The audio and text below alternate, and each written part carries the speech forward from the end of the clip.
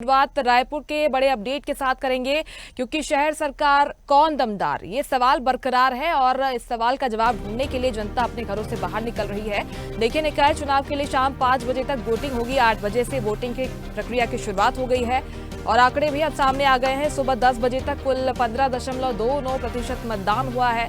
रायपुर की बात कर ले तो सुबह 10 बजे तक यहां पर 10.31% अभी तक वोटिंग हो चुकी है। जगदलपुर की बात करें तो यहां पर 10 बजे तक 8.7% मतदान हुआ है और राजनांदगांव में 10 बजे तक 14.99% वोट अभी तक पड़े हैं। डोंगरगढ़ में 16.33%, तो झुरिया में सुबह 10 बजे तक 30.05% मतदान हुआ है। लाल बहादुर नगर में 31.93%, तो डोंगरगांव में 10 बजे तक 17.79% मतदान हुआ है। एमसीबी में 11.68% मतदान हुआ है, तो राजनांदगांव में 14.99% अभी तक वोट पड़ चुके हैं। डोंगरगढ़ में 16.33% अभी तक मतदान हुआ है। 10 बजे तक के आंकड़े हैं और ये आंकड़े बता रहे हैं कि कहीं पर उत्साह नजर आ रहा है वोटर्स में और पूरे उत्साह के साथ अपने मताधिकार का प्रयोग करने के लिए वोटर्स पहुंच रहे हैं। तो कहीं पर उत्साह में कहीं कमी भी देखने को मिल रही है क्योंकि ईवीएम से इस बार चुनाव हो रहे हैं, वोट डल रहे हैं। कहीं ना कहीं पर गड़बड़ी की खबरें भी सामने आई हैं। हालांकि इन्हें दुरुस्त करने का प्रयास भी शासन के स्तर पर अब किया जा रहा है। तो छत्तीसगढ़ में निकाय चुनाव का रण है, किसकी जीत होगी किसकी हार होगी, इस पर आज फैसला होना है। लोगों को बिल्कुल भूख और रुझान कांग्रेस पार्टी के पक्ष में है और जिस प्रकार से 1 साल का कार्यकाल संघ सरकार का देख लिया, भाजपा का देख लिया, जनता त्रस्त है और जनता उसको वोट करेगी। आपने वोट डाला है, पूरे परिवार के साथ मैंने वोट डाला है और बहुत मुझे उम्मीद है, विश्वास है कि जनता कांग्रेस पार्टी को वोट करेगी और भारी मतों से। मैं तो निवेदन करूंगा आपके माध्यम कि सभी मतदाता भाइयों बहनों से कि मतदान में अवश्य भाग लें।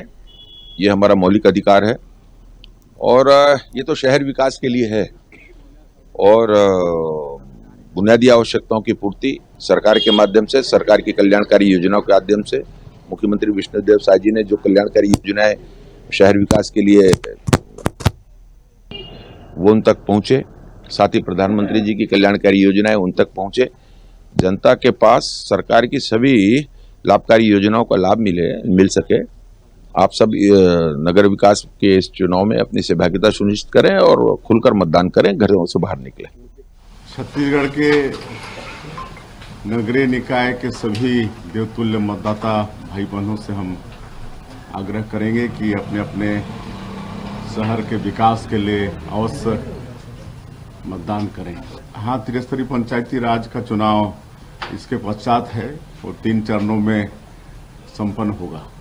सर, ये किस तरह की स्थिति देख रहे हैं? आपने भी रोड शो किया है, किस और लहर दिख रही है? बहुत अच्छी स्थिति है। मैंने पूरे प्रदेश के नगरीय निकाय क्षेत्रों का भ्रमण किया है और 13 महीने में जो हमारी सरकार ने वहाँ विकास के काम किए हैं उनका लोकार्पण, भूमि पूजन किए हैं और 13 महीने में जो मोदी की गारंटी के कामों को सरकार ने पूरा किया है उसका भी अच्छा प्रतिसाद जनता में है और भरपूर आशीर्वाद नगरीय निकाय के चुनाव में और त्रिस्तरीय पंचायती राज के चुनाव में मिलेगा। और चलिए इस खबर पर ज्यादा बातचीत करेंगे। हमारे साथ रायपुर से सहयोगी हिमांशु पटेल जुड़ गए हैं। हिमांशु, अब आंकड़े भी सामने आ गए हैं क्योंकि 8 बजे से वोटिंग शुरू हुई है, 4.5 घंटे लगभग हो चुके हैं और अगर आंकड़ों की हम बात कर ले तो कहां पर हम उत्साह देख पा रहे हैं वोटर्स में और किन वार्डों में एक उत्साह में कमी देखी जा रही है, ये बताइएगा। और फिलहाल क्या कुछ अपडेट है क्योंकि ईवीएम में खराबी की भी, गड़बड़ी की भी शिकायतें की गई थी? जिस तरह से राजधानी रायपुर के अलग अलग बूथों की मैं बात करूं तो कहीं ना कहीं जो मतदाताओं में जो उत्साह है वो साफ तौर पे खासी जो है कमी देखी जा रही है। मतदाताओं में जिस तरह से मेरे पीछे जिस तरह से मैं पोलिंग बूथ यहाँ पर मौजूद हूँ, यहाँ पे 1100 से ज्यादा मतदाता है लेकिन अब तक जो 200 से कम अब तक मतदान यहाँ पर हुआ है, तो इससे अंदाजा लगाया जा सकता है कि मतदान की स्थिति कितनी धीमी से चल रही है और दूसरी ओर बात करें जिस तरह से प्रशासन की लापरवाही की कहे या सिस्टम की लापरवाही को लेकर, तो जिस तरह से परिसीमन में कई वार्डों को फेरबदल जो हुआ है, उसके बाद मतदाताओं को काफी दिक्कतों का सामना यहाँ पर करना पड़ रहा है, क्योंकि एक ही परिवार के कई लोगों का जो मत पत्र है, पर्ची है, वो अलग अलग वार्डों पे जाकर मिल गया है। तो ऐसे में मतदाता को जब पोलिंग बूथ पर पहुंच रहे हैं तो कई सारी दिक्कतों का उनको सामना करना पड़ रहा है। साथ ही बात करी जाए रुझान को लेकर, तो रायपुर में अब तक 18.4% ही मतदान अब तक हो पाए हैं। तो कहीं ना कहीं ये आंकड़े काफी निराशाजनक है, क्योंकि 12 बज चुके हैं, महज अब 5 घंटे ही बाकी है और 12 बजे तक जिस तरह से मतदान के आंकड़े हैं वो 18.4% ही निकलकर सामने आए हैं। तो कहीं ना कहीं मतदाताओं में जागरूक मतदाता जिस तरह से शहरी मतदाताओं को कहा जाता है, लेकिन मतदाताओं की जो रुझान है, जो उत्साह है, वो साफ तौर पे पोलिंग बूथों पे नहीं देखने को मिल रही है और खाली यहाँ पर ज्यादातर मतदान केंद्र है वो यहाँ पर पसरा हुआ दिखाई दे रहा है। तो कुल मिलाकर अब तक मतदान के जो आंकड़े हैं उसके मुताबिक रुझान है या मतदाताओं के उत्साह है वो कहीं ना कहीं यहाँ पर दिखाई दे रही कि मतदान की जो प्रक्रिया है वो काफी धीमे चल रही है। 5 घंटा महज मतदान के समय अवधि को लेकर बाकी है। 5 बजे तक मतदान के परिसर के अंदर ही जो लोग रहेंगे उन्हें ही मतदान करने की अनुमति होगी, परिसर के बाहर रहे लोगों की अनुमति नहीं होगी। तो ऐसे में जब ये आंकड़ा जो है 12 बजे तक 18.4% है, तो ऐसे में बड़ी चिंता का विषय प्रशासन के लिए भी है और जिला प्रशासन के लिए भी है, निर्वाचन के लिए भी है कि आखिरकार इतने तमाम कवायदों के बावजूद जो मतदान के प्रतिशत है शहरी क्षेत्रों में आखिर क्यों नहीं बढ़ाया जा सके। और ये शहरी और ग्रामीण अंचलों की मैं बात करूं तो जिस तरह से ग्रामीण अंचलों पे ज्यादातर मतदान है वो 80 से 85 और 95% तक जाता है, लेकिन शहरों की बात करें तो राजधानी का इतिहास रहा है कि 65 से 64% से ज्यादा मतदान अब तक नहीं हुए हैं। और इस बार निकाय चुनाव पे नगरीय सरकार के लिए भी बड़ी मुसीबत बन सकती है कि जो मतदान कम होंगे तो कहीं ना कहीं जो प्रत्याशी है वो दमखम लगा के पूरी मेहनत की है लोगों तक पहुंचने का, लेकिन मतदाता है वो ज्यादातर निकलकर सामने नहीं आया, अपने मतों का प्रयोग नहीं किया है। कारण ये भी हो सकता है क्या कि जो अलग अलग मशीनें लगाई गई हैं महापौर के लिए, पार्षद के लिए, तो कंफ्यूजन की स्थिति जो वोटर्स पहुंच रहे हैं उनमें हो रही है। देखिए मुस्कान, जिस तरह से प्रशासन जो है 2 महीने पहले तमाम जो तैयारी की है उसके बावजूद जिस तरह से मतदान पर्ची की बात की जाए तो लगातार कई ऐसी शिकायतें हमने देखी। हमारे सामने ही 10 से 12 ऐसे उदाहरण हैं जो स्वयं बता रहे हैं कि उनके परिवार का 2 का वोट किसी और बूथ में है, तीसरे का कहीं और है, चौथे का कहीं और है। तो एक ही परिवार के लोग दर दर भटक रहे हैं वोट करने के लिए, अलग अलग वार्डों में जाना पड़ रहा है, अलग अलग बूथों में जाना पड़ रहा है। कई मतदाताओं के जो वोटिंग जो अधिकार है वो दूसरे वार्डों में शिफ्ट कर दिया गया, उनको जानकारी ही नहीं है। तो कुल मिलाकर मतदाता जो मतदान केंद्र जब पहुंच रहे हैं तब उनको बहुत बिल्कुल ये तमाम परेशानियां मतदाताओं को सामने आ रही है और इनको दुरुस्त करने के लिए प्रशासन काम कर रहा है। लौटूंगी मैं आपके पास हिमांशु, हमारे साथ एक और सहयोगी एमसीबी से अविनाश चंद्र जुड़ गए हैं। अविनाश बताइए जरा वहां पर क्या कुछ माहौल है, क्योंकि ईवीएम में गड़बड़ी की कई जगह पर शिकायतें मिली है, वहां पर सब कुछ ठीक चल रहा है फिलहाल? 40 वार्डों का चुनाव है नगर पालिका निगम में। जिस प्रकार से आप देख रहे हैं 40 वार्ड है जिसमें नगर पालिका निगम का। अब सबसे बड़ी बात है कि आज हमारे पास दोनों प्रत्याशी हैं, जहाँ पर आप देख सकते हैं कि प्रत्याशी है जो पूर्व विधायक है और आज वर्तमान में प्रत्याशी है, कांग्रेस पार्टी ने प्रत्याशी बनाया। डॉक्टर साहब जीत के लेकर कितना निश्चित है? मंत्री जी जाइएगा नहीं, स्वास्थ्य मंत्री सूर्य के स्वास्थ्य मंत्री भी है, सवाल जवाब इनसे भी होगा। और आगे आने वाले समय में मंत्री जी के साथ शहर का बड़ा विकास करने वाले हैं। क्या कहेंगे?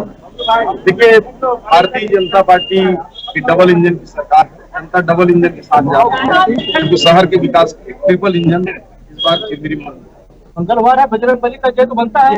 बिल्कुल बजरंग बली की जय, पवन सुत हनुमान की जय। दोनों पार्टियां एकदम कमर कसली है। 15 तारीख को पता चल पाएगा कि आखिर जीत का सेहरा किसके सर पर बनता है। जिला एमसीबी से अविनाश चंद्र। अविनाश, विनय जायसवाल यहाँ से कांग्रेस के उम्मीदवार हैं और तमाम आरोप उनकी तरफ से लगाए गए थे कि कुछ काम हुआ नहीं इतने सालों में, जनता अभी तक त्रस्त है, परेशान है।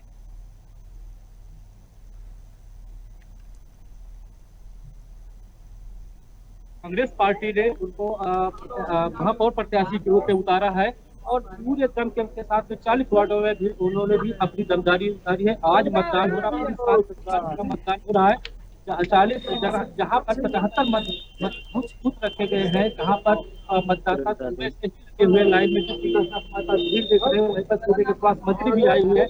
लोगों में अच्छा खासा उत्साह देखने को मिल रहा है। अब तो 15 तारीख को ही पता चल पाएगा कि आखिर 40 वार्डों की जनता किस पर आपने बात की? ठीक है, चल रहे।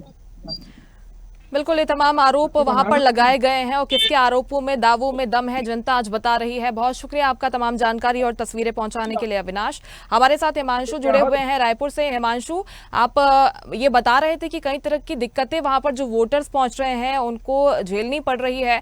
अभी तक कोई अधिकारी वहां पर पहुंचा है क्या? इनको दुरुस्त करने के लिए प्रयास वहां पर किए जा रहे हैं क्या? लगातार राजधानी के अलग अलग जो मतदान केंद्रों पे शिकायत है कि मशीन खराब हो रही है, और मशीन खराब होने के बाद जो है तत्काल जो इसे बदलकर दूसरा मशीन स्थापित करने के लिए कई घंटों समय लगाए गए हैं।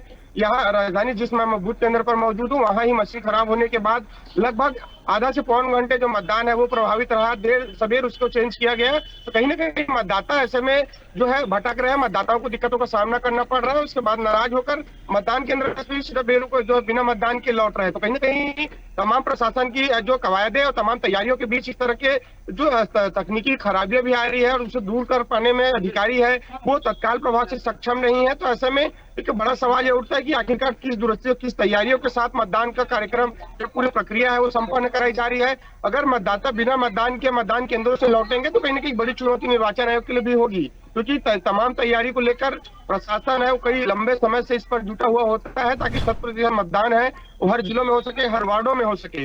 लेकिन जिस तरह से अब तक जो मशीनों की खराबी को लेकर शिकायतें आई है अलग अलग वार्डों में, कहीं ना कहीं मतदाताओं की शिकायतें हैं, जनप्रतिनिधियों की शिकायतें हैं। हालांकि जो है बैकअप के लिए मशीन ईवीएम जो रखी गई है, लेकिन इसे बदलने में काफी समय जो लग रहा है और मतदाता है वो कहीं ना कहीं इससे प्रभावित हो रहे हैं। जी बिल्कुल, लेकिन इन सभी दिक्कतों के बावजूद जो वोटर्स हैं उनमें उत्साह भी देखने को मिल रहा है। रायपुर के एक पोलिंग बूथ पर 90 साल के बुजुर्ग पहुंचे, उन्होंने अपने मताधिकार का प्रयोग किया है। ये बताता है कि कितना उत्साह उनमें है इस चुनाव को लेकर। इसके साथ ही अगर हम बात करें कांग्रेस पार्टी की, तो ये भारतीय जनता पार्टी की तरफ से ये कहा जा रहा है कि कांग्रेस के आरोप हैं, ऐसा कुछ है नहीं, सभी जगह पर जो व्यवस्थाएं हैं वो दुरुस्त हैं, कहीं पर कोई दिक्कत नहीं है। बीजेपी का यह कहना है कि मात्र ही कांग्रेस के आरोप हैं। नहीं मुस्कान, जिस तरह से हमने अलग अलग वार्डों में जाकर अभी निरीक्षण कर रहे हैं, लगातार हम मौके का जायजा भी ले रहे हैं। मैं जिस मतदान केंद्र में खड़ा हूं वहां खुद मशीन खराब होने के बाद 40 मिनट बाद मतदान है वो शुरू हो पाई है। स्थिति लंबी हो गई थी, कतारें लंबी हो गई थी, तो कहीं ना कहीं मतदाता जो है लंबे समय से इंतजार भी कर रहे थे। और उत्साह की बात करें मुस्कान, तो कहीं ना कहीं कई ऐसे अलग अलग वार्डों में हम अलग अलग जब मतदान केंद्र में पहुंचे तो एक दो ऐसे अनोखे उदाहरण हमको देखने को मिले। जो 90 से 95 साल के बुजुर्ग हैं वो स्वयं मतदान केंद्र पहुंचे हैं, लोगों को अपील भी कर रहे हैं कि बढ़ चढ़कर लोग मतदान करें, युवा आगे आए, देश का विकास करें, वार्ड का विकास करें अपने। इस तरह से मतदान करते हुए बुजुर्ग भी अपील करते हैं यहाँ पर नजर आए। तो कुल मिलाकर बुजुर्गों में उत्साह तो काफी देखने को मिल रही है मतदान को लेकर, लेकिन कहीं ना कहीं युवा वर्ग है वो अब तक मतदान केंद्र में जो खाली पसरा सन्नाटा हुआ है और मतदान के लिए युवाओं में उत्साह है वो कहीं ना कहीं कम देखने को मिल रही है इस बार। जी बिल्कुल, लेकिन समय अभी बचा हुआ है, 5 बजे तक का समय है। जो वोटिंग परसेंटेज के आंकड़े अभी तक सामने आए हैं 5 बजे तक बढ़ जाए, यही उम्मीद हम कर सकते हैं। फिलहाल बहुत शुक्रिया आपका तमाम जानकारी पहुंचाने के लिए हिमांशु। लेटेस्ट खबरों के लिए लाइक, फॉलो और यूट्यूब पर सब्सक्राइब करें, बेल आइकन दबाएं, साथ ही विजिट करें swedishlive.com पर।